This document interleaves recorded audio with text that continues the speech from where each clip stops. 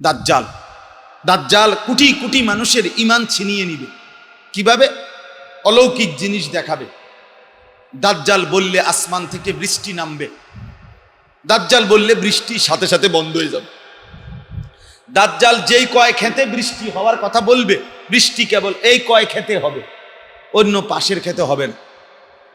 দাজ্জাল বললে নদীতে, খালে, পুকুরে পানি বইবে, দাজ্জাল বললে শুকায় যাবে। দাজ্জাল বললে মাটির থেকে, যে কোনো জায়গার থেকে স্বর্ণরৌপ্য খনির মতো বের করে দিবে, দাজ্জাল বললে আবার সেটা হারিয়ে যাবে। দাজ্জাল ডাক দিলে মরা গরু, মরা ছাগল জীবিত হয়ে দাঁড়ায় যাবে।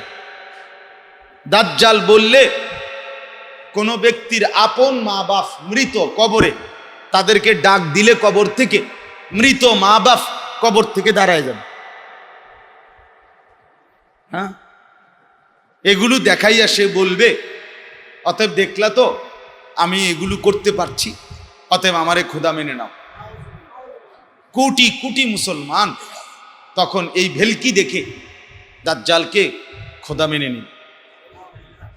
আরেকটা হলো, দাজ্জাল আসবে যখন, তখন পৃথিবীতে অভাব থাকবে, 3 বছর দুর্ভিক্ষ হবে, তারপরে দাজ্জাল আসবে।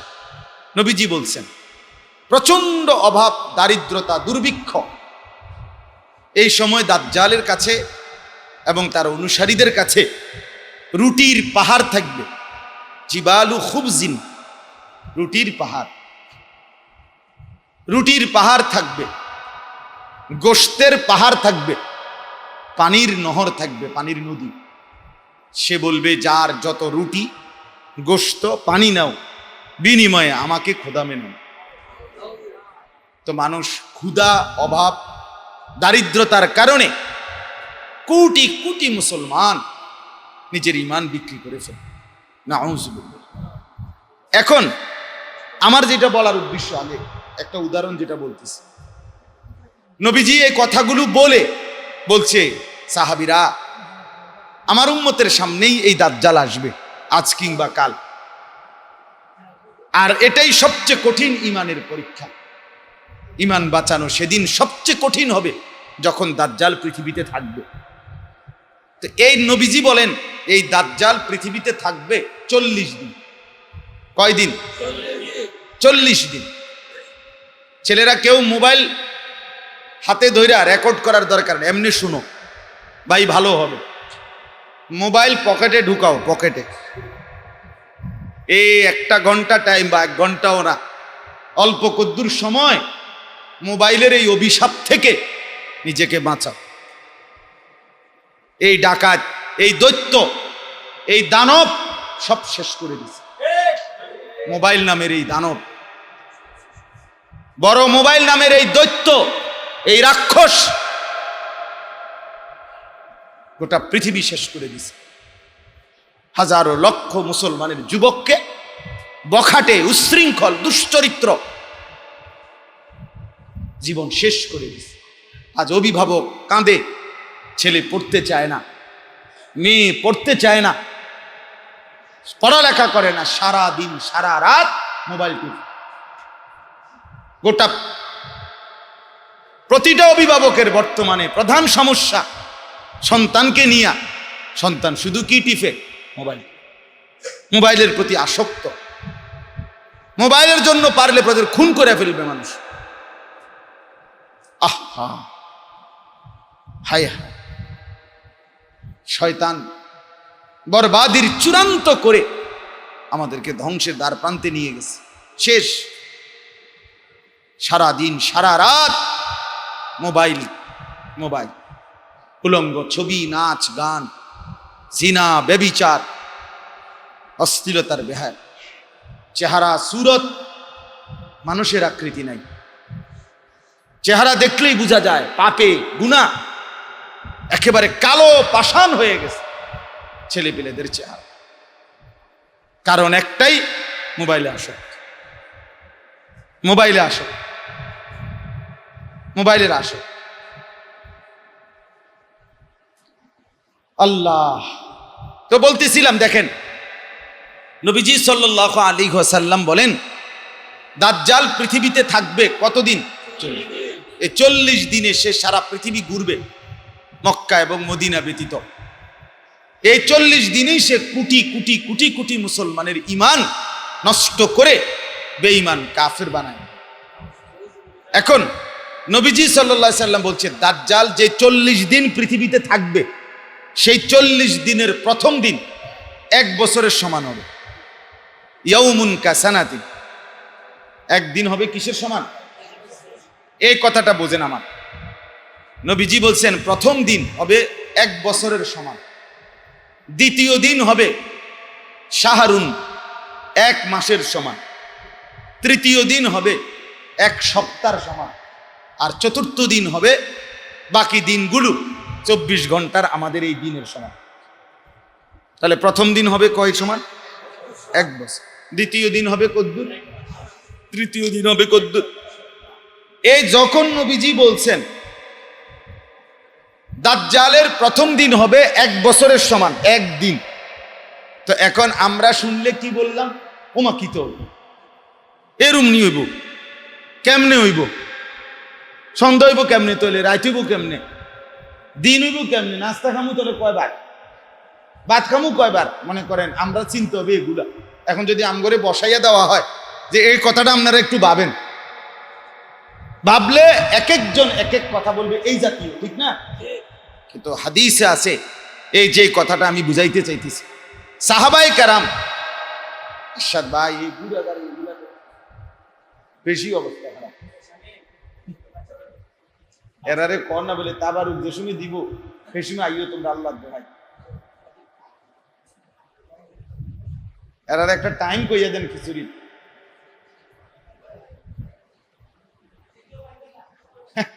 জি চলেন কথাটা বোঝেন। সাহাবায়ে কেরাম সাথে সাথে নবীজিকে প্রশ্ন করিলেন, ইয়া রাসূলুল্লাহ, এই দাজ্জালের একদিন 1 বছরের সমান হবে, যেই দিনটা আপনার কাছে আমাদের প্রশ্ন জানার, আমরা ওই একদিন কি একদিনের 5 ওয়াক্ত নামাজ পড়মু নাকি 1 বছরের হিসাবে নামাজ পড়ব? সুবহান, বুঝেন নাই কথাটা? মানে ওনাদের চিন্তা হলো আমার নামাজ কেমনে, আমি খামু কেমনে, কি করবো কেমনে, এটা পরের খবর। এটা তো একদিন হয়ে যাবে 1 বছরের সমান। এখন ওই একদিন কি একদিনের 5 ওয়াক্ত নামাজ পড়মু নাকি 1 বছরের হিসাবে নামাজ পড়ব? নবীজি আমগোর আগে সেটা বলেন, আমগো নামাজ কেমনে পড়ব? তাহলে ওনারা ভয় আতঙ্ক হেডি ফরের কথা, ওনাদের দরকার হইল ওই কঠিন মুসিবত। এটা মুসিবত না? কথা বলেন না কেন? আপনি যখন দেখবেন যে সকাল তো হইছে আর সূর্য হেলতেছে না, লম্বা সময়, কি পরিমাণ পেরেশানি, মনে হইলেও তো টেনশন ধরে গেছে। সাহাবায়ে কেরামের কথা হইল এর চাইতে কঠিন অবস্থাও যদি হয় হবে, ঠিক আছে, কিন্তু নবী আমাদের নামাজ কি হবে? আল্লাহ নবী সাল্লাল্লাহু আলাইহি ওয়াসাল্লাম বললেন, তখন তোমরা 1 বছরের হিসাব করে নামাজ পড়ো, সময় গুনে হিসাব করে করে নামাজ পড়ো, 1 বছরের নামাজ পড়তে হবে। তিনি আল্লাহ যিনি সূর্যকে বানিয়েছেন তেজওয়ালা আলো, ওয়াল কামারা নূরা, এবং তিনি আল্লাহ যিনি চাঁদকে বানিয়েছেন মায়াময় আলো। তাহলে কি বুঝলেন এতে? রাত এবং দিন, আলো এবং অন্ধকার, সূর্য এবং চন্দ্র, সময়ের এই আবর্তন, এটা আল্লাহ তাআলাই করে থাকেন। তাহলে নিঃসন্দেহে বোঝা যায় শীতকাল কিংবা গরমকাল, এই যে অবস্থার এই পরিবর্তন সময়ের, এটা 100 আল্লাহ তাআলাই করছে। তাহলে এখন যে প্রচন্ড গরম, এটাও আল্লাহর দান, যখন প্রচন্ড শীত সেটাও আল্লাহরই দান। কোরআনুল কারীম আল্লাহ তাআলা বলেন, ইন্নাল্লাহা লা ইয়াযলিমু মিসকালা যাররা, নিশ্চয়ই আল্লাহ তাআলা 1 বিন্দু জুলুম করেন না। আল্লাহ তাআলা জুলুম করেন না। এই গরম এটাও জমিনের জন্য প্রয়োজন, শীত এটাও জমিনের জন্য প্রয়োজন, আলো এটাও জমিনের জন্য প্রয়োজন, অন্ধকার এটাও প্রয়োজন। রাত এটা যেমন দরকার, দিন এটাও তেমন দরকার। কোরআনুল কারীমে আল্লাহ তাআলা বলেন, আমি যদি দিনকে লম্বা করে কিয়ামত পর্যন্ত দিন বানিয়ে রাখি, বলো তো বান্দা, তোমাদের জন্য আমি আল্লাহকে বাদ দিয়ে রাত এনে দিবে কে? মান ইলাহুন গায়রুল্লাহ ইয়াতিকুম বিলাইলি, আমি আল্লাহকে বাদ দিয়ে কে আছে যে রাত এনে দিবে? তাসকুনুনা ফীহি, এই যে এই শব্দটা, যেই রাতের মধ্যে তোমরা প্রশান্তি, আরাম, শান্তি লাভ করে থাকো। রাত না হলে ঘুমাইয়া কি আরাম হবে? আর ঘুম না হলে সারাদিনের এই পরিশ্রমের ক্লান্তি কিভাবে দূর হবে? সারাদিনের এই পরিশ্রম ক্লান্তি দূর হবে কিভাবে? তো আল্লাহ তাআলা বলেন, আমি যদি রাত না আনি তা আরাম লাভ করবে কিভাবে, শান্তি লাভ করবে কিভাবে? আবার আমি যদি দিনের আলো না আনি, উপার্জন করবে কিভাবে, কামাই রোজগারি করবে কিভাবে? ওয়াজআলনাল লাইলা লিবাসা, আল্লাহ তাআলা বলেন রাত্রিকে আমি বানিয়েছি বিছানা। লিবাস মানে চাদরের মতো, পোশাকের মতো। রাতে তো আসলে বিছানাই দরকার। ওয়াজআলনান নাহারা মাআশা, আল্লাহ তাআলা বলেন আমি রাত দিনকে বানিয়েছি উপার্জনের সময়, মাআশ, তোমাদের জীবন জীবিকা, আয় উপার্জন, রোজগারের জন্য। তাহলে এই কথাটা খুব বুঝতে হবে, হৃদয়ের মধ্যে ইয়াকিন রাখতে হবে। প্রচন্ড গরম কিংবা প্রচন্ড ঠান্ডা, রোদ কিংবা বৃষ্টি, আলো কিংবা অন্ধকার, রাত কিংবা দিন, সবটাই আমার আল্লাহ। কার বলেন? একজন ইমানদার হিসাবে আমাদের করণীয় কোনো অবস্থাতেই নাফরমানি না করা। প্রচন্ড গরমেও আল্লাহর ইবাদত ছেড়ে না দেওয়া, প্রচন্ড শীতেও আল্লাহর ইবাদত ছেড়ে না দেওয়া, রাত গভীরেও আল্লাহকে ছেড়ে না দেওয়া, দিনের আলোতেও আল্লাহকে ছেড়ে না দেওয়া। কারণ প্রতি মিনিট, প্রতি সেকেন্ড, প্রতি ক্ষণ, প্রতি মুহূর্ত আল্লাহরই, আল্লাহরই। কোরআনুল কারীমে আল্লাহ তাআলা বলেন, ফালা তাজলিমু ফীহিন্না আনফুসাকুম, আমার বান্দা সময়গুলো আমার, আমি চাই আমার দেওয়া এই সময়গুলোতে তোমরা জুলুম করে, নাফরমানি করে নিজেকে বরবাদ করো না, নিজেরে নষ্ট করো না। তুমি আমার সময়ের বাহিরে না, একটি সেকেন্ড আমার নিজের না, জীবনের এক ক্ষণ, এক মুহূর্ত আমার নিজের না, প্রত্যেকটাই প্রতি মিনিট আল্লাহ তাআলা। সেই ছোট্টবেলায় আল্লাহ তাআলা বলেন, আমি আল্লাহ তাআলা মাটি থেকে মানুষকে সৃষ্টি করা শুরু করি, সেই মাটিকে বীর্যে রূপান্তর করি, সেই বীর্যকে জমাট রক্ত বানাই, জমাট রক্তকে গোশতের টুকরা বানাই, গোশতের টুকরাকে হাড্ডির একটা খাঁচা বানাই, হাড্ডির খাঁচাটার উপরে পুনরায় গোশত দিয়ে ঢেকে দেই, অতঃপর রূহ ফুঁকে দিয়ে মানুষ হিসেবে মায়ের পেট থেকে বের করে আনে। আল্লাহ তাআলা বলেন, এই যে প্রতি ধাপে এটা আমিই করি, এখানে কারো কোনো হাত নাই, কারো কোনো পরামর্শ নাই, কারো কোনো চয়েস নাই। সাদা হবে না কালো হবে, লম্বা হবে না বেটে হবে, ধনীর ঘরে হবে না গরিবের ঘরে হবে, আল্লাহ তাআলা বলেন এটা কারো কোনো চয়েস নেই, এটা শুধুই আমি আল্লাহর ইচ্ছা। ফি আইয়ি সূরাতিন মা শাআ রাক্কাবা, আমি যেমনটা চাই তেমনটাই আকৃতি দেই। অতঃপর আল্লাহ তাআলা বলেন, সুম্মা নুখরিজুকুম তিফলান, এইভাবে ধাপে ধাপে মায়ের পেট থেকে আমি যখন বের করি, তখন শিশু হিসাবে, বাচ্চা হিসাবে বের করে। হাত, পাও, নাক, কান, চোখ সবই আছে, ঠিক আছে, কিন্তু কোনোটার মধ্যেই কোনো শক্তি নাই। আল্লাহ তাআলা বলেন সুম্মা লিতাবলুগু আশুদ্দাকুম, অতঃপর আমি আল্লাহ এই প্রতিটা অঙ্গে শক্তি দিতে থাকি। শক্তি দিতে দিতে একটা পর্যায়ে সেই দুর্বল বাচ্চাকে সবল যুবক বানায় ফেলে। আবার কিছুদিন পর সেই সবল তরতাজা সামর্থ্যবান যুবক এই হাত পাও ঠিক রেখেই আবার দুর্বল বানায় ফেলে, দুর্বল বানিয়ে ফেলে। এই যে চাচা এখন আর চলে না, দুর্বল, অসুস্থ, মুরব্বী, উনি কি আজ থেকে 30 বছর আগে এমন ছিলেন? আজ থেকে 40 বছর আগে এমন ছিলেন? উনি ছিলেন তাগড়া জওয়ান ছিলেন।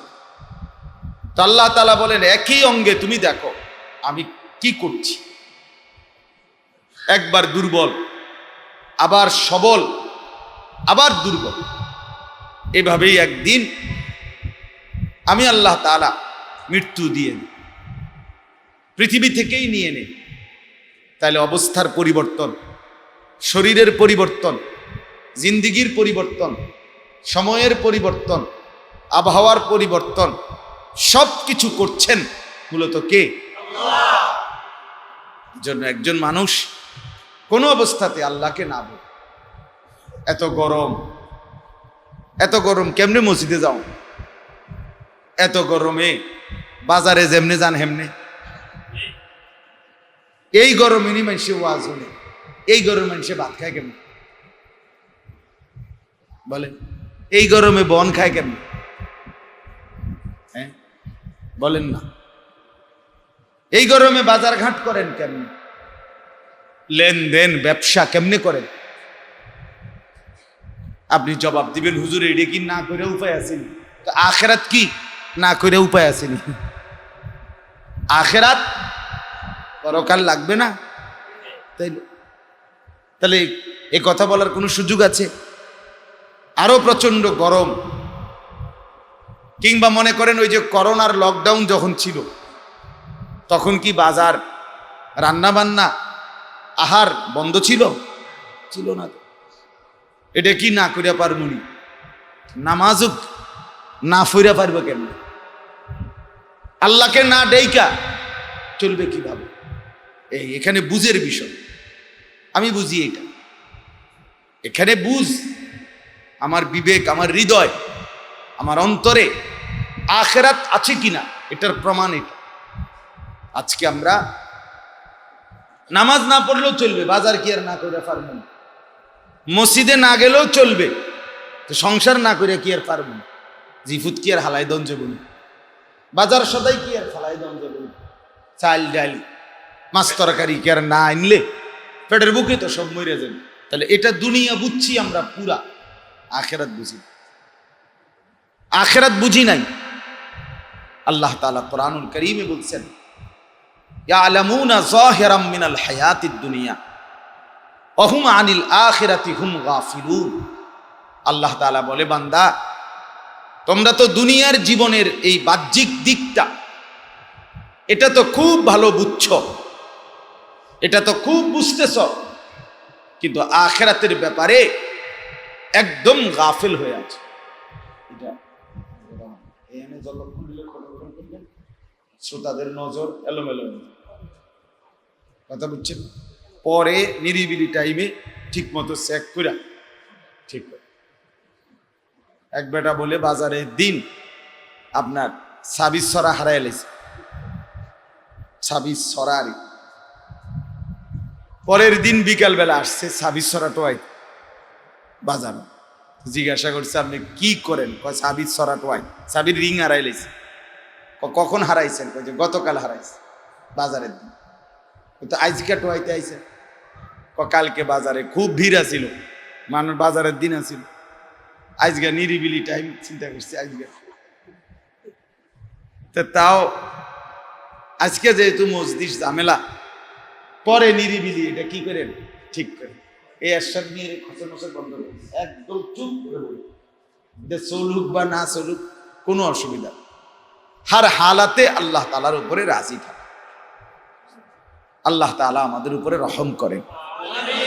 চলেন বা তো বলতেছিলাম, অবস্থার প্রতিটা মিনিট, সময়ের প্রতিটা অংশ, আবহাওয়ার প্রতিটা পরিবর্তন মূলত কার দেওয়া? আল্লাহকে ভুলে না যাওয়া।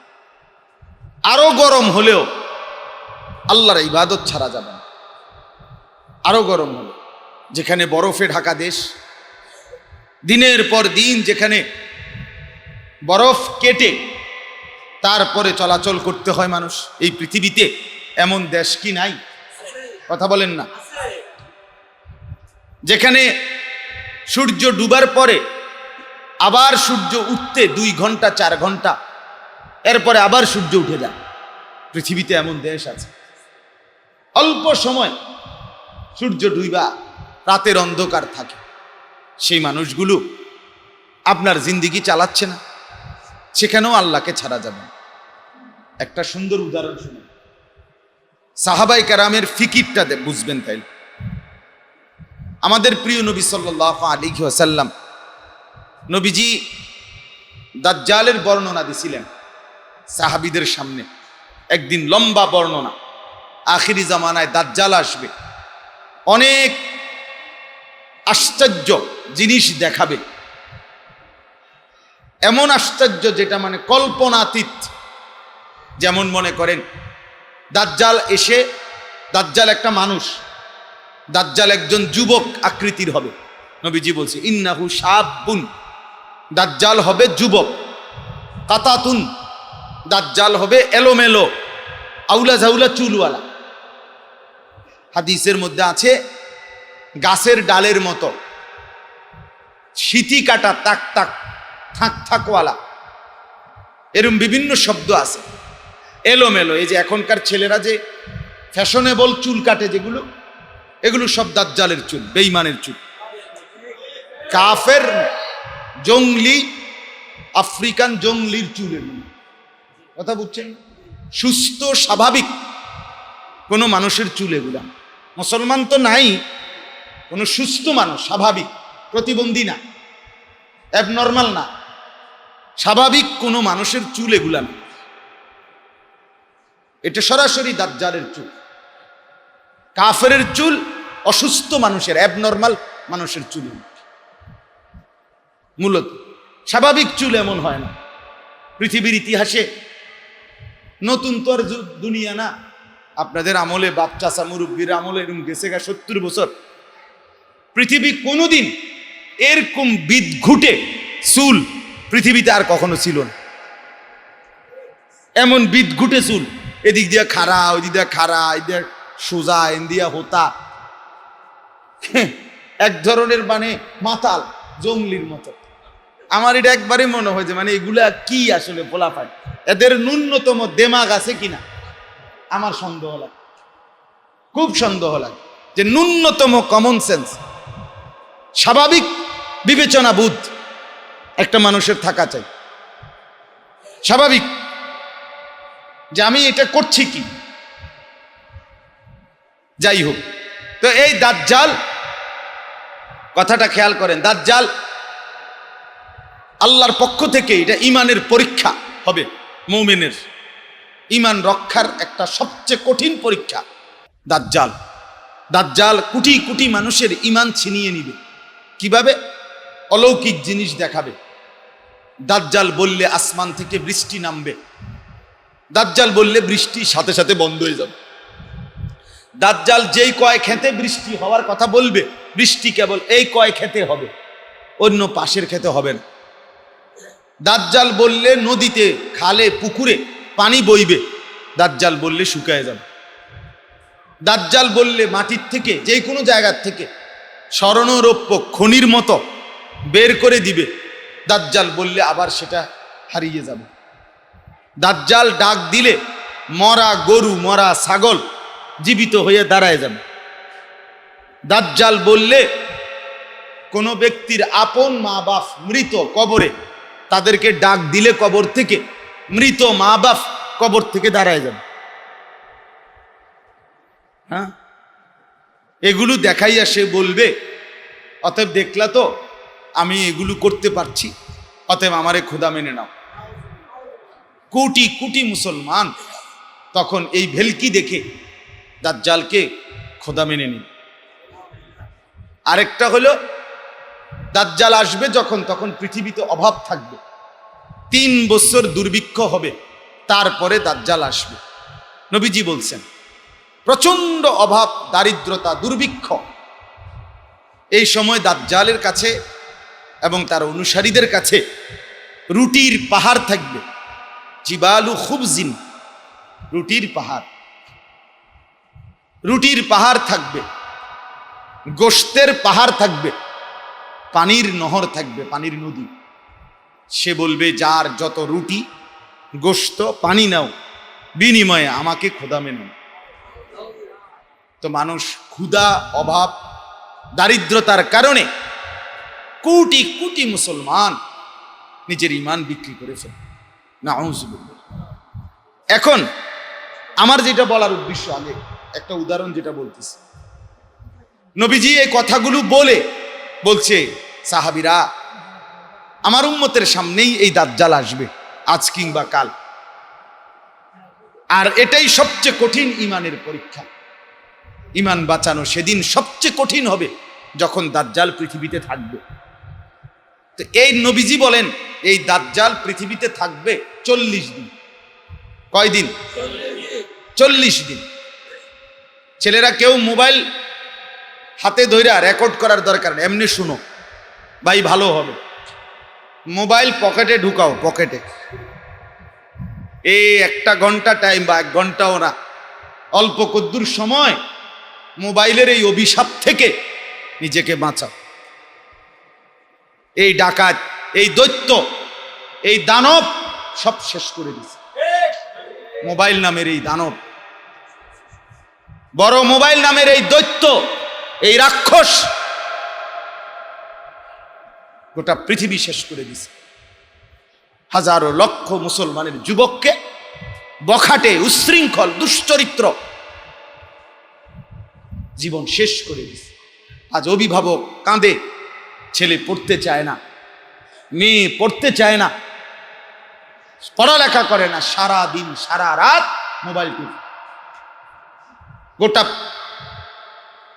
প্রতিটা অভিভাবকের বর্তমানে প্রধান সমস্যা, সন্তানকে নিয়ে, সন্তান শুধু কি টিপে? মোবাইল। মোবাইলের প্রতি আসক্ত। মোবাইলের জন্য পারলে প্রদের খুন করে ফেলবে মানুষ। আহা, হায় হায়, শয়তান বরবাদির চূড়ান্ত করে আমাদেরকে ধ্বংসের দ্বার প্রান্তে নিয়ে গেছে। শেষ। সারা দিন সারা রাত মোবাইল, মোবাইল, উলঙ্গ ছবি, নাচ গান, জিনা, ব্যভিচার, অশ্লীলতার বেহায়া চেহারা, সুরত, মানুষের আকৃতি নাই। চেহারা দেখলেই বোঝা যায় পাপে, গুনাহ, একেবারে কালো পাষাণ হয়ে গেছে ছেলেপেলেদের চেহারা। কারণ একটাই, মোবাইলে আসক্ত, মোবাইলে আসক্ত, মোবাইলের আসক্ত। আল্লাহ। তো বলতেছিলাম, দেখেন নবীজি সাল্লাল্লাহু আলাইহি ওয়াসাল্লাম বলেন, দাজ্জাল পৃথিবীতে থাকবে কতদিন? 40। এই 40 দিনে সে সারা পৃথিবী ঘুরবে, মক্কা এবং মদিনা ব্যতীত। এই 40 দিনেই সে কোটি কোটি কোটি কোটি মুসলমানের ঈমান নষ্ট করে বেঈমান, কাফের বানায়। এখন নবীজি সাল্লাল্লাহু আলাইহি ওয়াসাল্লাম বলছে, দাজ্জাল যে 40 দিন পৃথিবীতে থাকবে, সেই 40 দিনের প্রথম দিন 1 বছরের সমান হবে। ইয়াউমুন কাসানাতি, একদিন হবে কিসের সমান? এই কথাটা বোঝেন আমার।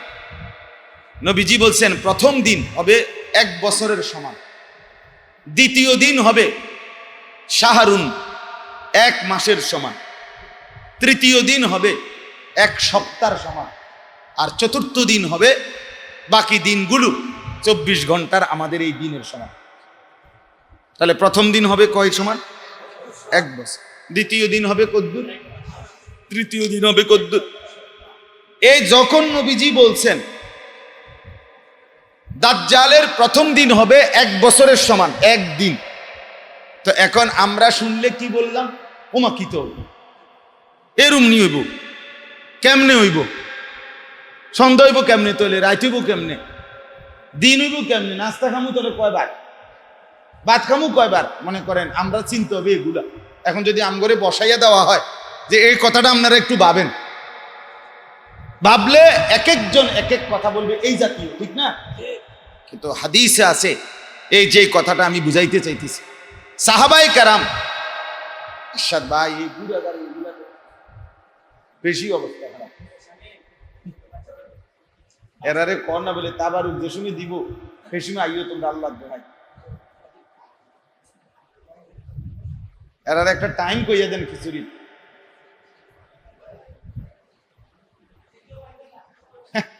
জি চলেন কথাটা বোঝেন।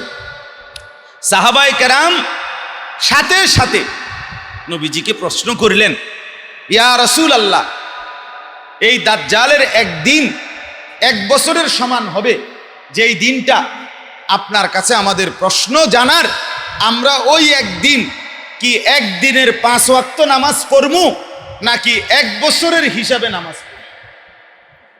সুবহান, বুঝেন নাই কথাটা? মানে ওনাদের চিন্তা হলো আমার নামাজ কেমনে, আমি খামু কেমনে, কি করবো কেমনে, এটা পরের খবর। এটা তো একদিন হয়ে যাবে 1 বছরের সমান। এখন ওই একদিন কি একদিনের 5 ওয়াক্ত নামাজ পড়মু নাকি 1 বছরের হিসাবে নামাজ পড়ব? নবীজি আমগোর আগে সেটা বলেন, আমগোর নামাজ কেমনে পড়ব? তাহলে ওনারা ভয়, আতঙ্ক, হেডিফোরের কথা, ওনাদের দরকার হইল ওই কঠিন মুসিবত, এটা মুসিবত না? কথা বলেন না কেন? আপনি যখন দেখবেন যে সকাল তো হইছে আর সূর্য হেলতেছে না, লম্বা সময়, কি পরিমাণ পেরেশানি, মনে হইলেও তো টেনশন ধরে গেছে। সাহাবায়ে কেরামের কথা হইল এর চাইতে কঠিন অবস্থাও যদি হয় হবে, ঠিক আছে, কিন্তু নবী আমাদের নামাজ কি হবে? আল্লাহর নবী সাল্লাল্লাহু আলাইহি ওয়াসাল্লাম বললেন, তখন তোমরা 1 বছরের হিসাব করে নামাজ পড়ো, সময় গুনে হিসাব করে করে নামাজ পড়ো, 1 বছরের নামাজ পড়তে হবে। তাইলে বলেন মুমিনদের ফিকির, ইমানদারের ফিকির যে কঠিন মুসিবত, দাজ্জালের ফিতনা, তখনও আমার দেখার বিষয় আমার নামাজ কি হবে, আমার নামাজ কি হবে। আজ আমরা সামান্য গরম, সামান্য ব্যস্ততা, সামান্য ভ্রমণ, সামান্য সফর, সামান্য দোকানদারি, এই ছোটখাটো একটু আধটু কাজের জন্যই দেদারসে ঠান্ডা মাথায় বছরের পর বছর, দিনের পর দিন নামাজ ছেড়ে দিই, নামাজ ছেড়ে দিই। এখান থেকে এখানে মসজিদ, দোকানে একটু কাস্টমার, এই আর কি, বাড়িতে মেহমান, বাড়িতে একটু মেহমান, খেতে কদ্দুর কাম বাকি রয়েছে, রান্না বান্না মহিলার ডাইলটা শুধু বাকি, এইরকম সামান্য অজুহাতে নামাজের ওয়াক্ত শেষ, নামাজের সময় শেষ। অথচ সাহাবায়ে কেরাম দাজ্জালের কঠিন ফিতনার মুহূর্ত বলতেছে, ইয়া রাসূলুল্লাহ আমাদের নামাজ কি হবে? আচ্ছা এবার শুনেন, কোরআনুল কারীমের মধ্যে একটা নামাজের বর্ণনা আছে, এই নামাজটাকে বলে সালাতুল খাউফ। সালাতুল খাউফ, ভয় ভীতির নামাজ। এটা কি? মুসলমান যদি যুদ্ধের ময়দানে কাফেরদের মোকাবেলা করে, কাফেরদের মুখোমুখি সরাসরি যুদ্ধ চলতেছে, একদম পূর্ণ যুদ্ধ, মুখোমুখি, আগের দিনের সেই ঢাল তলোয়ার, ঘোড়া বল্লম, তরবারির যুদ্ধ, তো আল্লাহ তাআলা এই অবস্থায় হুকুম দিছে নবীজিকে, বন্ধু এই অবস্থায় নামাজ পড়বেন কিভাবে? নামাজের ওয়াক্ত হয়ে গেছে, নামাজের সময় চলে যাবে, অথচ যুদ্ধ চলতেছে তীব্র গতিতে, তার নামাজ কেমনে পড়বে?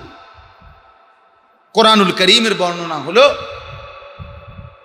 এই যুদ্ধের ময়দানেই এই অবস্থাতে মুসলমান দুই ভাগ হবে অথবা কয়েক ভাগ হবে, হয়ে এক ভাগ পিছনে নির্ধারিত জায়গায় নামাজের জায়গায় দাঁড়াবে। এরপরে এই ভাগের আপনার নামাজ শেষ করে এরা এসে ফ্রন্টে যুদ্ধের ময়দানে আবার যোগ দিবে, পরবর্তী কাফেলা পিছনে গিয়ে নামাজ আদায় করবে। আল্লাহ তাআলা কোরআনুল কারীমে বলছেন, এই অবস্থাতেও নামাজ ছেড়ে দেওয়ার কোনো অনুমতি নেই, নামাজ ছেড়ে দেওয়ার কোনো অনুমতি নেই। বলেন, আজ আমাদের এই গরম, আমাদের নামাজ ছেড়ে দেওয়ার জন্য কোনো অজুহাত হইতে পারে? বলে না ভাইয়া, তো তোমরা যারা মুসলমানের সন্তান, তোমাদেরও তো অনেকে নামাজ পড়ো নাই, আজকের মাগরিবে তো পড়ো নাই হয়তো, কোন লজ্জায় মসজিদে ঢুকলা? শরম লাগলো না?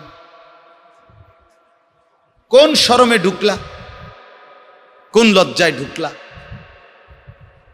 তুমি যে এক সপ্তাহ কোনোদিন আল্লাহর ঘর মসজিদে ফজর, জোহর, আসর, মাগরিব, এশার নামাজ পড়তে আসো না, তুমি বেশরম শুক্রবারে আসো কেন?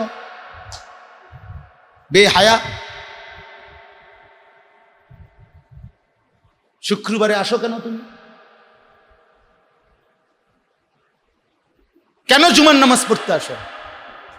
বলেন বাপ, আপনারা বলেন, এদেরকে জিজ্ঞেস করেন, বেনামাজিগুলো, বেহায়াগুলোকে জিজ্ঞেস করেন, এই বেশরমদেরকে জিজ্ঞেস করেন, বেটা শুক্রবারে কেন আসলে?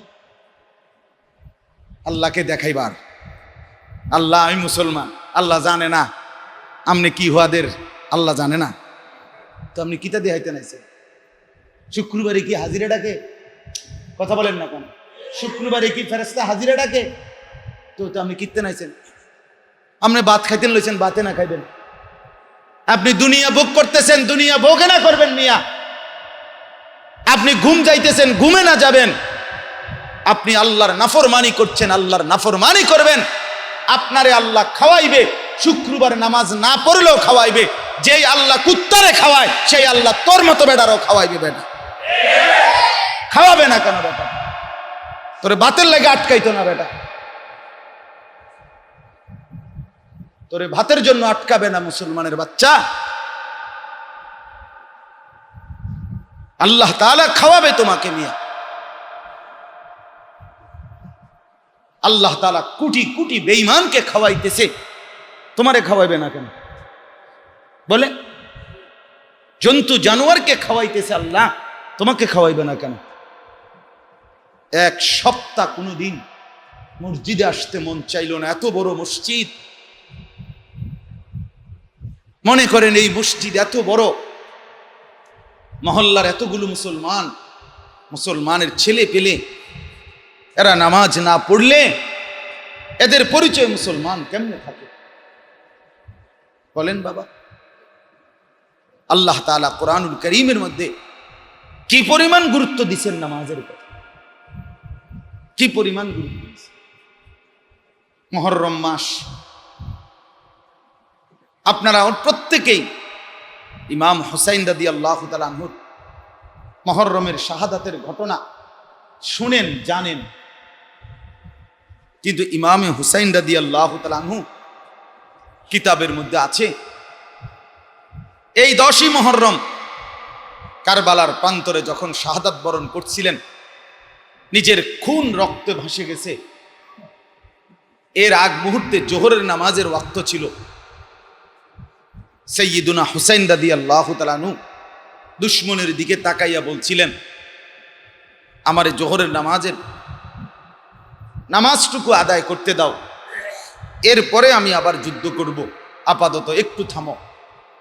ওই পাশ থেকে শিমার জিল জাউশান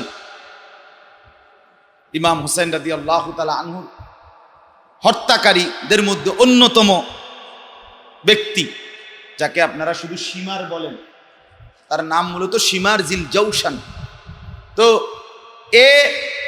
ওই পাশ থেকে ডাক দিয়ে বলছে, হোসাইন তোকে জোহরের নামাজ পড়তে দেব না, জোহরের আগে আগেই তোর শরীর থেকে কল্লা আলাদা করে ফেলব।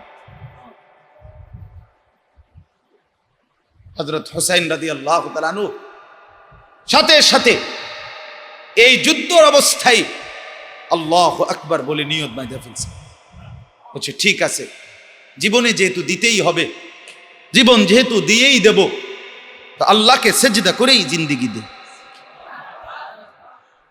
বাঁচবই না যখন, জানি যখন দিচ্ছি, তো মালিককে সেজদা করেই দে।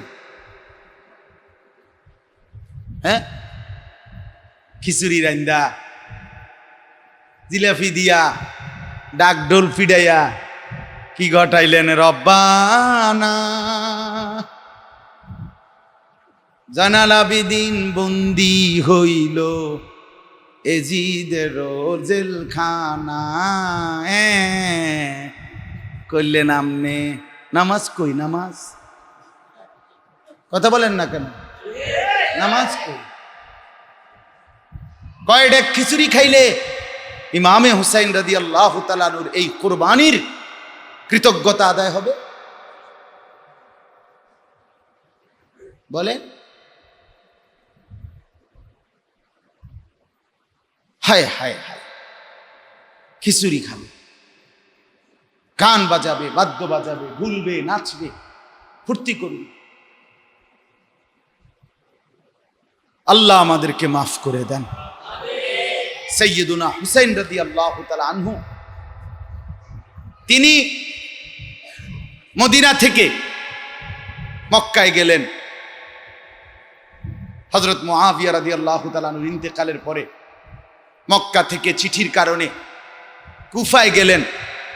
নিজের পরিবারের সদস্যদেরকে নিয়ে নিজের জীবন দিলেন, আল্লাহর জন্য জান কোরবানি করলেন। পৃথিবীর সমস্ত মুসলমান তাকে স্মরণ করে তার নামে খিচুড়ি খাইবে, আর এই ঢোল বাজাবে, আর গজল গাইবে। এই এতটুকুর জন্যই উনি এবং ওনার আহলে বাইত, পরিবারের সদস্য, রাসূলুল্লাহ সাল্লাল্লাহু আলাইহি সাল্লামের কলিজার টুকরা খানদান এই জন্যই জীবন দিছেন না। আমরা বছরের পর বছর খিচুড়ি খাবো এই জন্য না। একজন জীবন দিলেন, একজনের খুন রক্তে ভাসতেছে মনে করেন মুসলমান, আমনে দিয়ে বইয়ে বইয়ে বিরিয়ানি খান কে? কথা বলেন না কেন? ইনসাফ কি বলে? আপনার বিবেক কি বলে?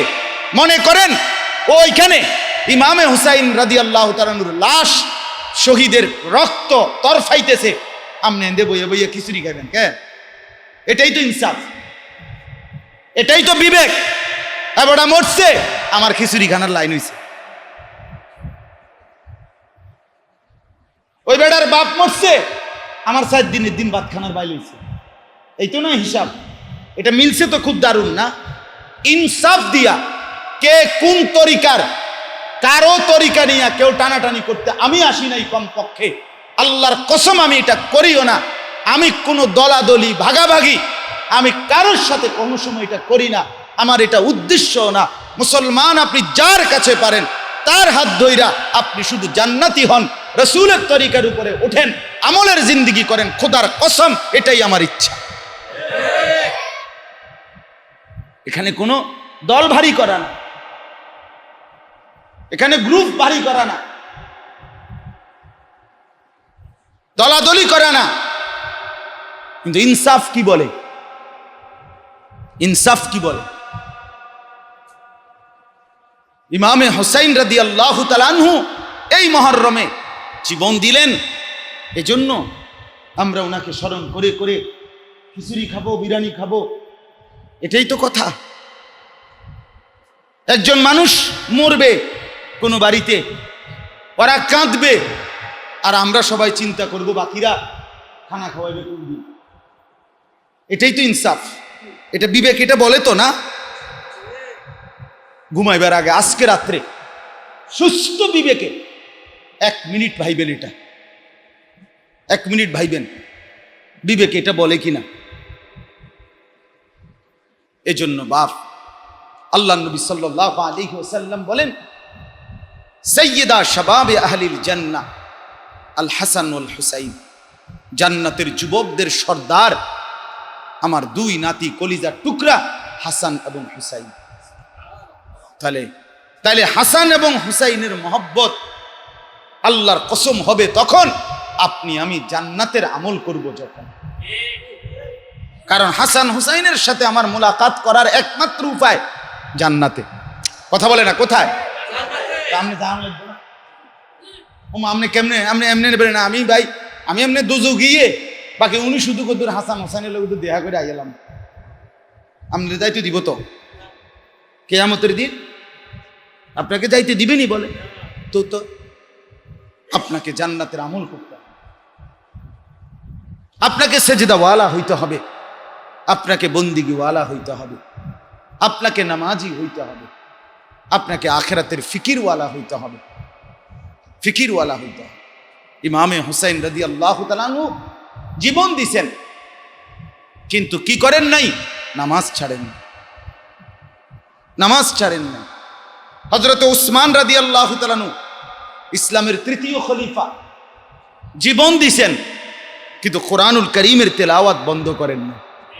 আল্লাহর কসম আমরা কিতাবে পড়ছি, হযরত উসমান নবীর সাহাবী, কলিজার টুকরা, দুইটা মেয়ের জামাতা জিন্নুরাইন ওসমান, ওনাকে যখন চতুর্দিকে আবদ্ধ করে রাখছে মুনাফিকরা, দুশমনরা, পানির তৃষ্ণার্ত উনি, ওনারে এক ফোঁটা পানি দেয় নাই।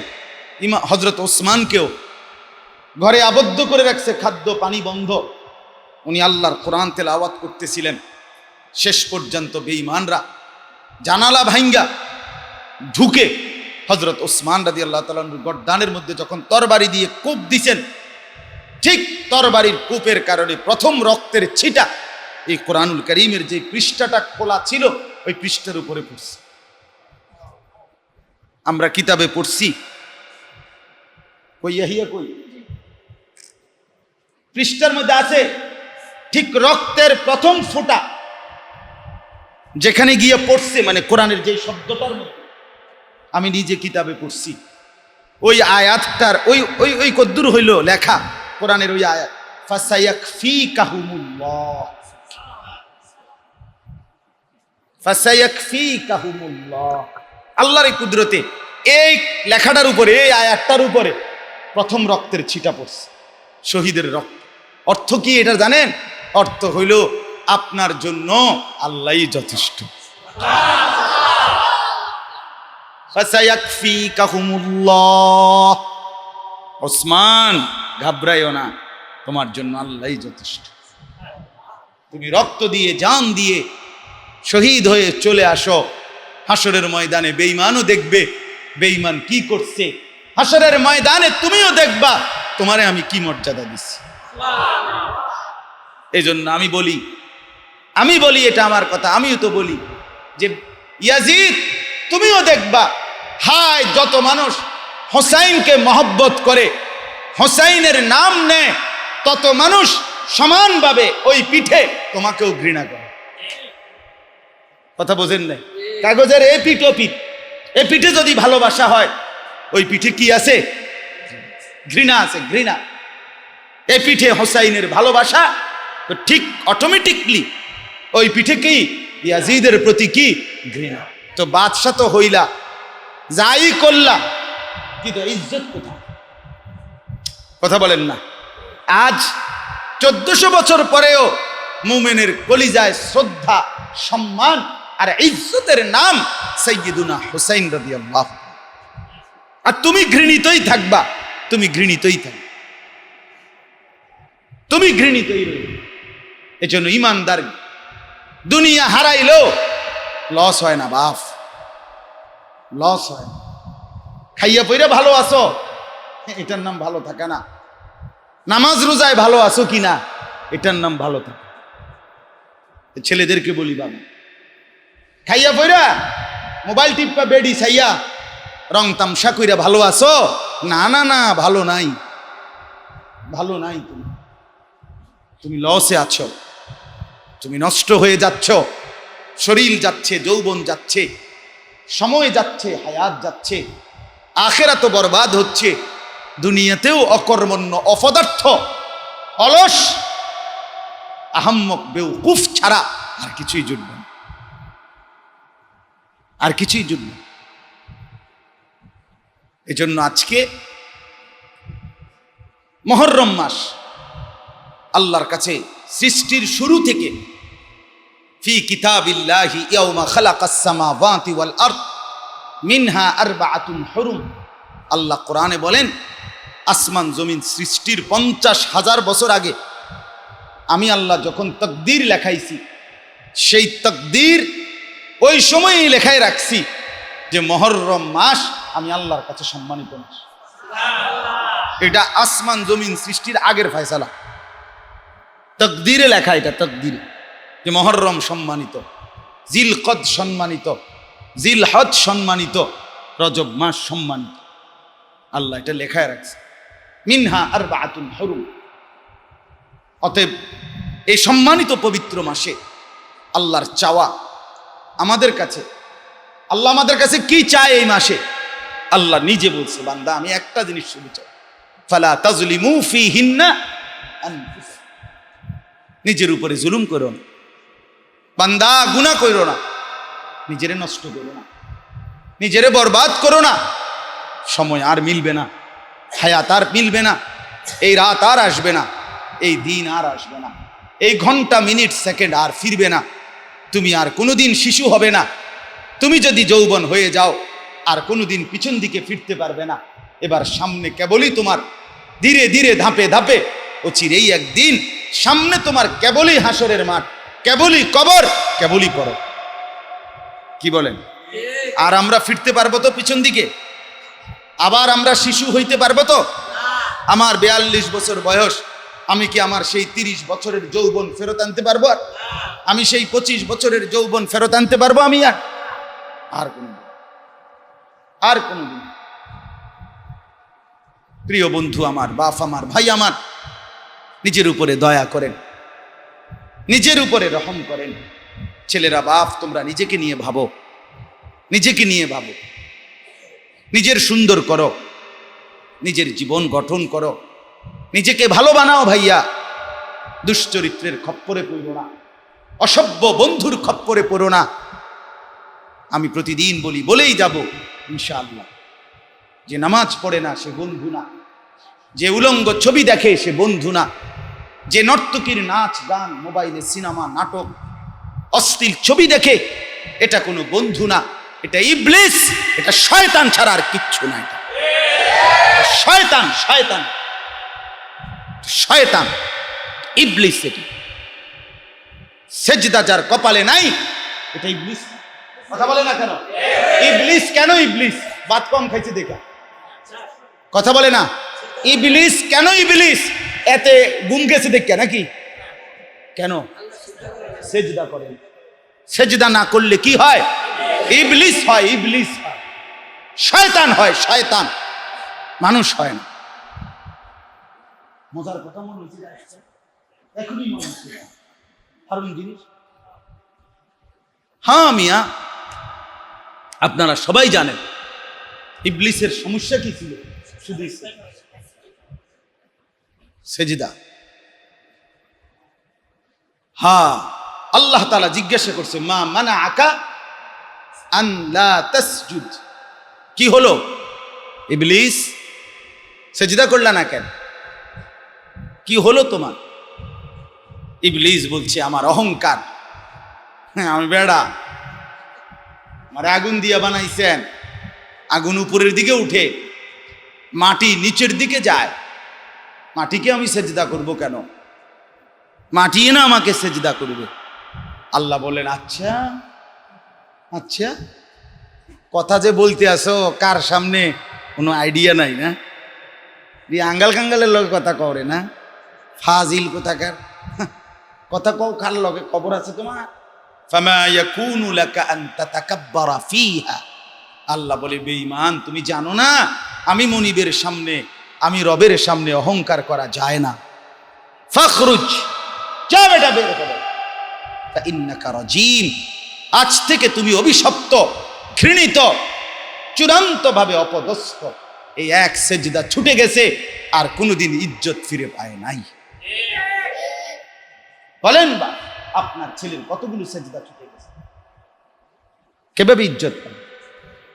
আপনার মেয়ের কতগুলো সেজদা ছুটে গেছে, আপনার স্ত্রীর কতগুলো সেজদা ছুটে গেছে? বলেন, এক সেজদা ছুটে গেলে যদি রব্বুল আলামিন রাগ করে এতটা বেশি, আমাদের উপরে কি পরিমাণ রাগ করছে?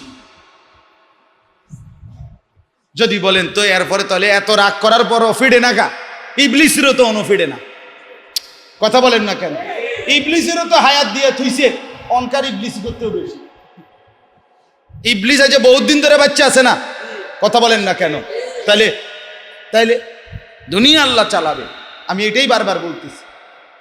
দুনিয়া চলবে মিয়া, বাতমাস চলবে, বিদেশে যাইতেন পারবেন, বিয়েও করতেন পারবেন, রাইতে হইলে ঘুম যেতেন পারবেন, বন বিস্কুট খাইতে পারবেন, বিড়ি সিগারেট খাইতে পারবেন, দুনিয়া ভোগ করতে পারবেন, কিন্তু আখেরাত মিলবেন। আখেরাতের জন্য সেজদা লাগবে, নামাজ লাগবে, আল্লাহর হুকুম মানা লাগবে, গোলামি করতে হবে, বন্দেগী করতে হবে। চায়ের দোকানে আড্ডা দিবা ভাইয়া, মোবাইলের মধ্যে জীবন নষ্ট করবা, অসৎ বন্ধুর কাছে জীবন পাল্লা দিয়ে নষ্ট হয়ে যাবা, কিছুই হবে না। অতএব আপনাদের কাছে আমরা এটাই বললাম, ফালা তাজলিমু, আমি এই কয়দিন টানা বলছি, ফালা তাজলিমু ফীহিন্না আনফুসাকুম।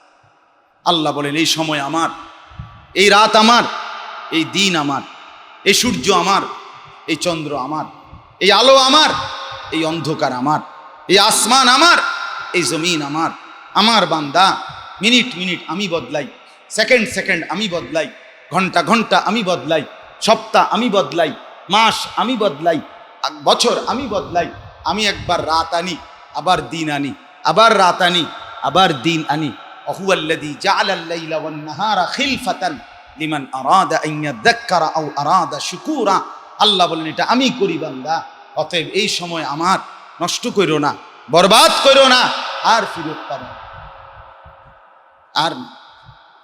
আর ফেরত পাবে না।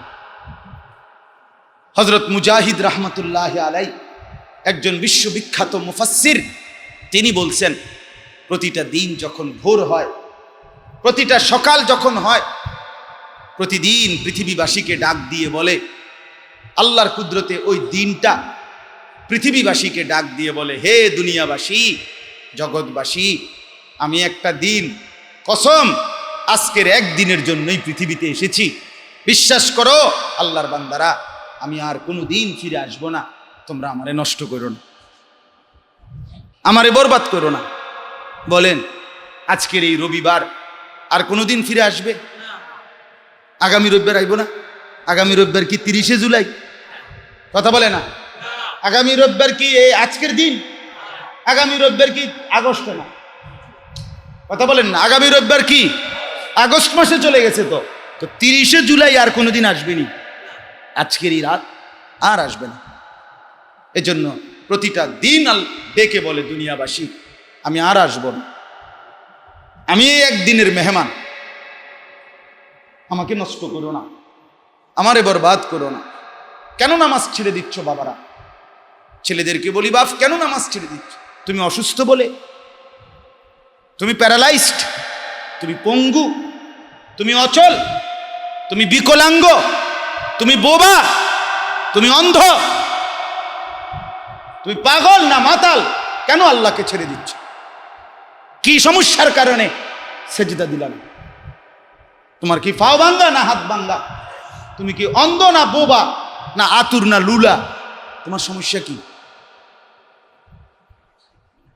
কেন তুমি নামাজ পড়ো না?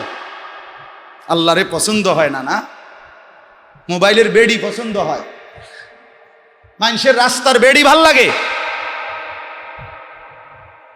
হায় হায় হায়, গান, বাদ্য, নাটক, সিনেমা, জুয়া, মদ, গাঞ্জা, ফেন্সি, এই নোংরামির মধ্যে ডুবে আছে আমার সন্তানরা।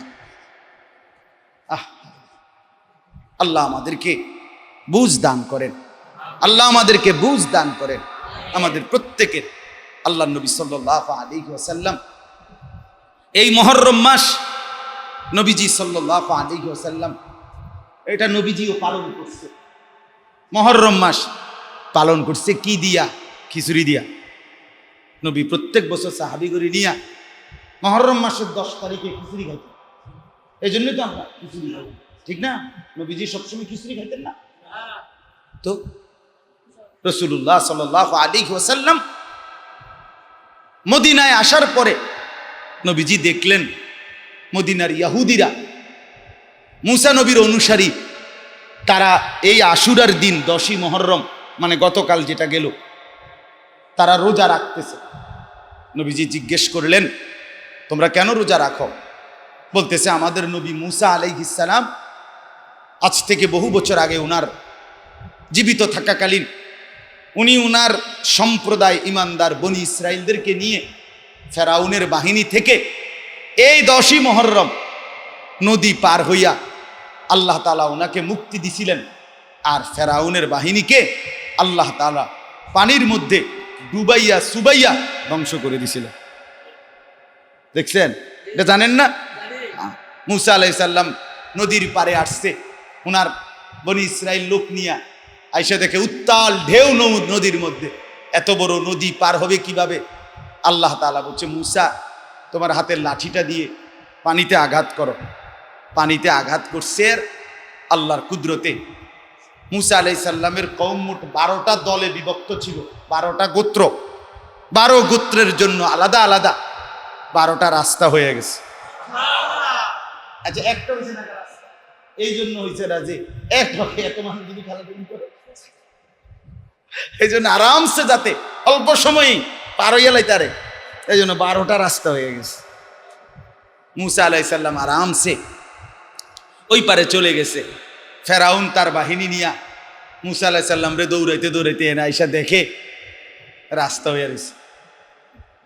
মনে রাখবেন, জালেম, আমি অনেক সময় বলি, জালেম যখন জুলুম বেশি করে আকল কমে যায়, বুদ্ধি কমে যায় আর কি।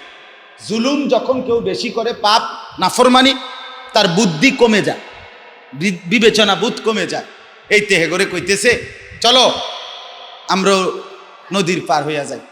কিন্তু তুই একটাবার চিন্তা করলে না, কিরে আমি বরাদ্দ দিলাম না, আমি তো খোদা, এই রাস্তা তো আমি বানাই নাই, আমার থেকে তো কোনো সইও আনে নাই, এখানে কে করলো এই কন্ট্রাক্টরটা কেডা, বা এটা কারে কি দায়িত্ব নিল কেডা, রাস্তাতে করলো কে? বেকুবের খবরও নাই যে কিরে এটা তো 1 মিনিট চিন্তা করা দরকার ছিল, কিরে ভাই এটা করতে গাইলো রাস্তা, এটা তো আমার আমলে এত বড় 12টা রাস্তা নদীর উপরে, এটা তো একটা উদ্বোধনী অনুষ্ঠান হবার কথা, কিছুই তো হইল না, এটা আইলো কোত্থেকা? না না, অহংকারে জালেম বলছে চলো আমরাও পার হই। আল্লাহ তাআলা বলে, আইবা না? আমি তো আইতেই কই, আইও, সামনে আইও দোস্ত, সামনে আসো। একটু সামনে আসছে আরে আল্লাহ তাআলা, ওয়া আগরাকনা আলা ফিরআউনা ওয়া জুনুদাহু ফিল ইয়াম্মে, আল্লাহ কোরআনে বলেন, আমি ফেরাউনকে তার গোষ্ঠী সুদ্ধা পানির তলে চুবাইয়া ফেলছি।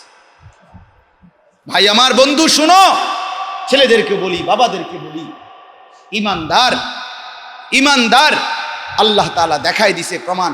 এই মিশরে আমি অনেক দিন বলছি, 10 ভাই মিলে একসাথে ষড়যন্ত্র করে এক ভাই ইমানদার ছোট্ট মোমেন ইউসুফকে পানির নিচে ফেলে দিছে।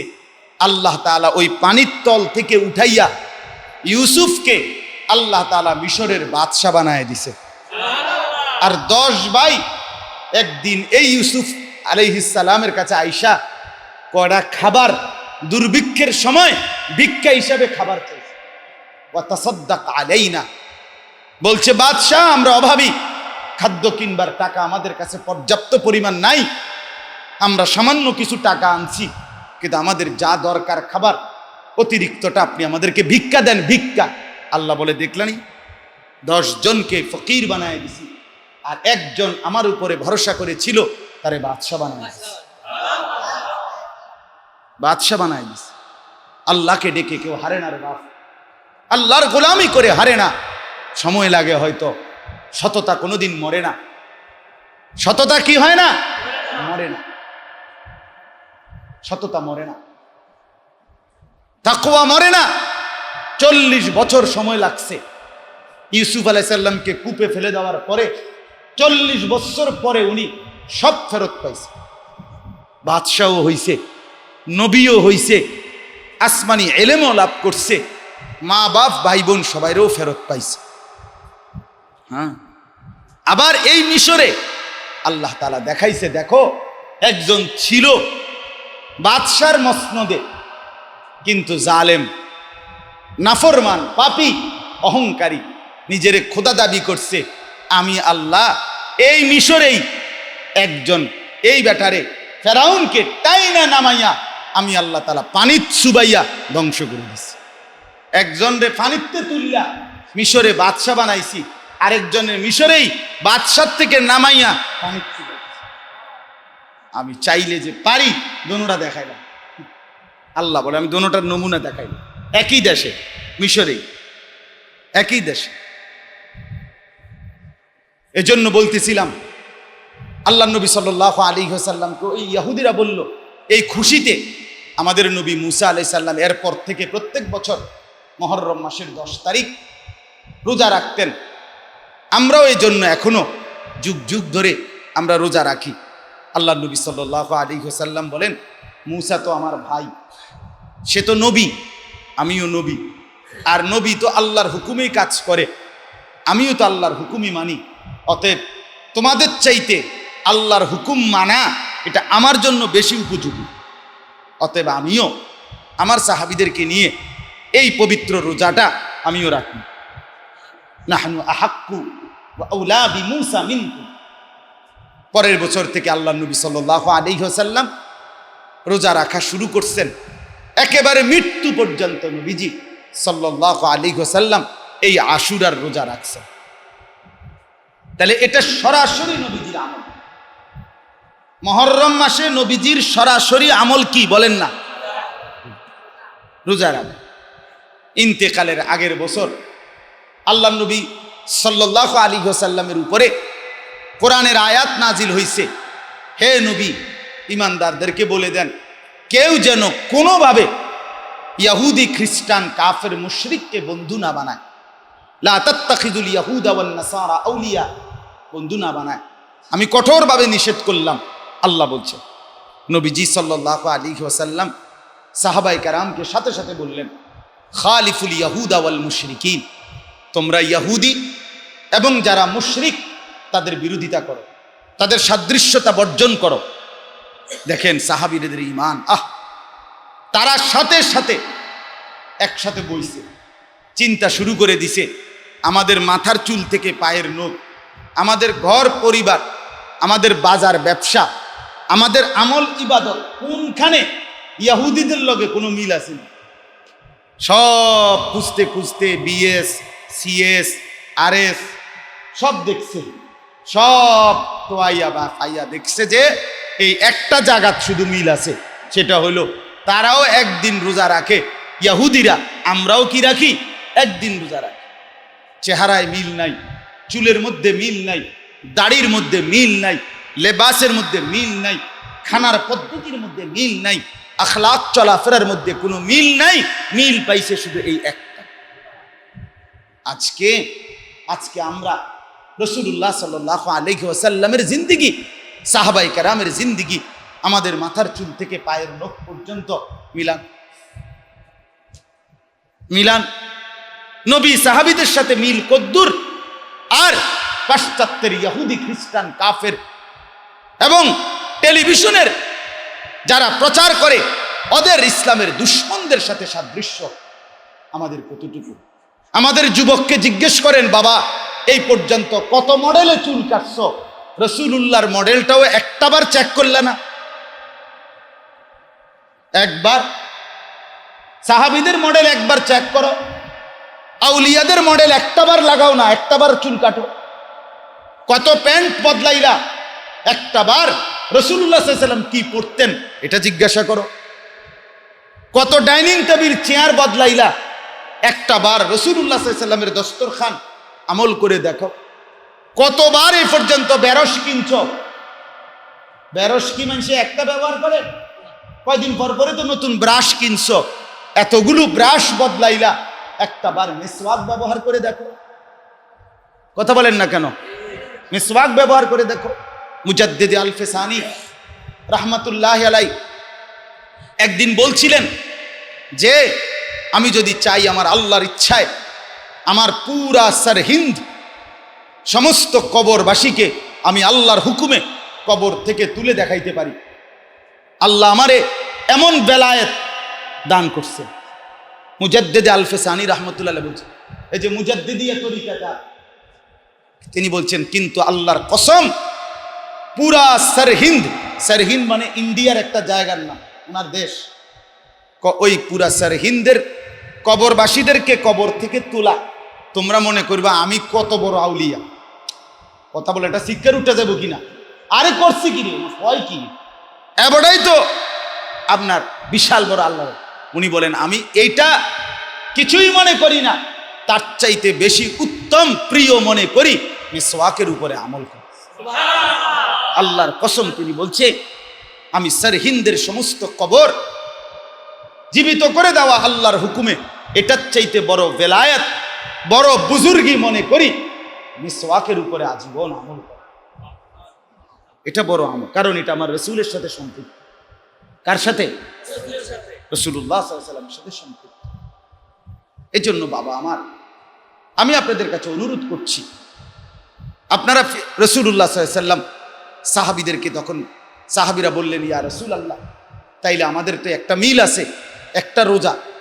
নবীজি বললেন আচ্ছা, এই বছর তো চলে গেছে, আগামী বছর যদি আমি হায়াত পাই, লা ইম বাকিতু ইলা আমিন, আগামী বছর যদি আমি বেঁচে থাকি, লা আসুমান্না তাসিআ, আমি 9 তারিখেও একটা রোজা রাখবো। নবীজি পরের বছর হায়াত পান নাই, পরের বছর কি মুহররম মাস গেছে, আর এটা কইছে এর 2 মাসের মাথা রবিউল আউয়াল মাসে তো ইন্তেকালি করছে, 1 বছর আর যায় নাই, বুঝেন নাই কথা। তো পরের বছর সাহাবীরা আজীবন, নবীজির আকাঙ্ক্ষা ছিল কয়টা রোজা রাখবে, তো নবীজির এই আকাঙ্ক্ষায় সাহাবায়ে কেরাম ওনারা 2টা রোজা রাখতেন। আজকে পর্যন্ত উম্মতের এই 1445 হিজরি চলতেছে মুসলমানদের বছর, এই পর্যন্ত মুসলমানের আউলিয়ারা, বুজুর্গরা, নেককাররা, সাহাবারা, তাবিঈরা, উলামারা আলহামদুলিল্লাহ 2টা রোজা রাখে। আমরাও আলহামদুলিল্লাহ 2টা রোজা রাখছি, শুক্র শনিবার এই 2 দিন আশুরার রোজা রাখছি। অন্য আর কোনো কিছু, কোনো ঢাক ঢোল, কোনো গান গজল, কোনো খিচুড়ি বিরানি, কোনো উৎসব আমোদ, ঘুরে ঘুরে লাফালাফি ফালাফালি, এমন কিছুই করি নাই। করেছি তা রাসূলুল্লাহ সাল্লাল্লাহু আলাইহি সাল্লাম করেছেন যা। এরপরও যদি আপনি বলেন আমি নবীর দুশমন, তো হাসরের ময়দানে আমনের লগে বুঝ করা হবে, ঠিক আছে? হাসরের মাঠে কেমনে আমি রাসূলের দুশমন, এটা বুঝাই করি। এখন আপাতত আমরা সবাই মিলে ভাত তরকারি খাইতে থাকি, আজ্ঞাই মৃত্যু পর্যন্ত হায়াত পার করি, হাসরের ময়দানে বুঝেন, হাসরের ময়দানে ফয়সালা হবে। এই জন্য কেউ কাউকে ধাক্কা না দিই, কেউ কারোর সাথে বিশুদ্ধগার না করি, সবাই সবাইকে টেনে আল্লাহর সাথে জুড়াইয়া দেই, রাসূলুল্লাহ সাল্লাল্লাহু আলাইহি ওয়াসাল্লামের তরিকার সাথে জুড়াইয়া দেই। আখিরাতের ফিকির, আজীব নাম ছেলেদের, আখিরাতের ফিকির সংগঠন। যদি সংগঠনের সদস্য সদর বদর হয় তাহলে আখিরাত বরবাদ। এই জন্য মাশাআল্লাহ ভালো নাম, আখিরাতের ফিকির। আমরা দিল থেকে দোয়া করি। এখানে আমার প্রিয় ছাত্র মাওলানা ইয়াহিয়া, উপযুক্ত আলেম, আলহামদুলিল্লাহ। আপনারা অনেকে জানেনও না, আল্লাহর দয়ায় সে একজন উপযুক্ত বাস্তবিক অর্থে ফিকিরমন্দ আলেমে দিন, বলেন আলহামদুলিল্লাহ। দেশ নিয়ে, জাতি নিয়ে, উম্মতকে নিয়ে, হাজারো মুসলমানকে নিয়ে ফিকির করে, ফিকির আছে। গতকালকেও আমার শায়েখ আরিফ বিল্লাহ হাকিমুন নফস আল্লামা মুফতি মুশতাকুন নবী কাসিমি হযরত দামাত বারাকাতুহুমের মাদ্রাসায় সুদন্যপুরে ইসলাহি মজলিসে সারা বাংলাদেশ থেকে হাজার হাজার আলেম ওলামা মানুষ আসে। সেখানে আলহামদুলিল্লাহ মাওলানা ইয়াহিয়া আপনাদের ছেলে সেখানে গতকালকে 1 ঘন্টার মতো বয়ান করছেন। হযরত নিজে বলছেন বয়ান করছেন। আল্লাহর দয়া, আমার প্রিয় ভাই এরশাদ এই এলাকার ছেলে, আপনাদের জন্য ফিকির করে। এখানে আরো যারা শামীম সহ ছেলেরা আছেন, আমি প্রত্যেকের জন্য দিল থেকে দোয়া করি। আমি সহজ কথা, আমার দিলের তামান্না, হারুন আপনাদের ইমাম, এ আমার সরাসরি ছাত্র জীবনে আমি যখন সোনাকান্দা ছিলাম, আমার যে কয়েকজন ছাত্র কাছের ক্ষেত্র ছিল, খুব কাছাকাছি আমার কাছ থেকে বেশি পড়ছে, এর মধ্যে একটা ছেলে, সে যখন পাও ভাঙছে, আমি নিজে তার বাড়িতে তারে দেখতে গেছি। তা কাদা ফেঁক লোদের মধ্যে, রাস্তা খুব খারাপ ছিল, এই হাইটা কষ্ট করে তার বাড়িতে তারে দেখে আসছিলাম। তো এই জন্য আপনাদের কাছে আমার অনুরোধ, আপনারা আলেমে দ্বীনকে কদর করবেন। আপনাদের এলাকার ছেলেদেরকে আপনারা আগলাইয়া রাখেন, এরা আপনাদের সন্তান। এই ছেলেরা যদি নামাজি হয়, এরা যদি আল্লাহকে চেনে বাপ, এরা যদি আখেরাতের ফিকির করে, এরা যদি নামাজি হয়, আল্লাহর কসম আশা করা যায় একদিন এরাই ইমাম মাহদী আলাইহিস সালামের পক্ষে লড়বে ইনশাআল্লাহ। এরাই দাজ্জালের বিরুদ্ধে লড়বে, এরা ইমানের পাহারাদার হবে, এরা ইসলামের পাহারাদার হবে। আল্লাহ তাআলা এই নওজোয়ান ছেলে, বাবা, চাচা, মুরব্বী, পর্দার আড়ালের মা, বোন, সবাইকে আল্লাহ মাফ করে দেন, বলেন আমিন। আমার কথা এটাই, নামাজ পড়েন, আল্লাহকে ডাকেন, জিন্দেগি কাজে লাগান, আখেরাতের ফিকির করেন, নিজেদের মধ্যে কোনো রকমের বিবাদ বিসংবাদ থেকে বাঁচেন, গুনাহ ছেড়ে দেন, নাফরমানি ছেড়ে দেন। ছেলেদেরকে আবারও বলি বাপ, আবারও বলি বাবা, নামাজ পড়ো আমার ভাই, জিন্দেগি নষ্ট করো না, জীবন নষ্ট করো না। আজকের ছেলেরা মোটর সাইকেল চালায় মাতালের মতো, আহা, জীবনের কোনো কদর নাই, নিজের হাতে নিজেকে বরবাদ করে দিচ্ছে। প্রতিদিন অ্যাক্সিডেন্ট করছে, হাত ভাঙতেছে, পাও ভাঙতেছে, মরে যাচ্ছে। কিন্তু পাগলা কুকুরের মতো আপনার মোটর সাইকেল চালায়। আহা, কি এটা বলেন, এর মধ্যে কি ফায়দা? নিজেকে নিজে নষ্ট করার মধ্যে ফায়দাটা কি? নিজের হাতে নিজেকে বরবাদ করা, চরিত্র নষ্ট করা, আখলাক নষ্ট করা। আল্লাহ তাআলা আমাদেরকে হেফাজত করেন। এই ছেলে পেলে, সব ছেলে পেলে ভাইয়া নামাজের ফিকির করেন, আখিরাতের ফিকির করেন, ইবাদত আমলের ফিকির করেন। আল্লাহ তাআলা এই গরমের মধ্যে আপনারা কষ্ট করেছেন, বসেছেন, আল্লাহ তাআলা আপনাদের বসার মধ্যে, আপনাদের এই ইন্তেজামের মধ্যে, সহযোগিতার মধ্যে বরকত দান করেন। আলহামদুলিল্লাহি রাব্বিল আলামিন।